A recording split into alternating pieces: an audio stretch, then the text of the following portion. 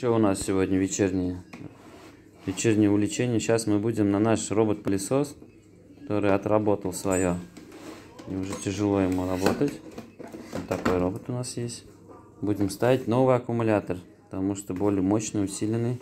Алиэкспресс нам выручил, отправил. И китайцы нас пока спасают. Вот, сейчас наша задача его установить внутрь. Такой аккумулятор у нас.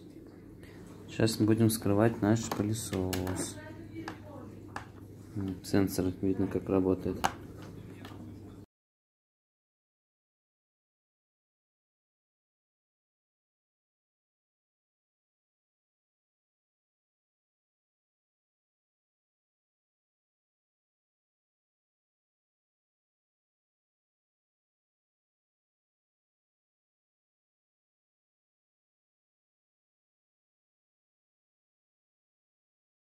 Пылесос собрали.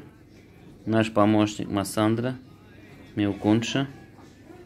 Вот, спасенная мной от усыпления. Так, вот старый аккумулятор. Он, кстати, 2,6 ампер в час, а поставил я 12 ампер в час. Это объем аккумулятора. Прилично много больше. Сейчас он будет, посмотрим. Это реально легче аккумулятор. Внутри он, скорее всего, пустой.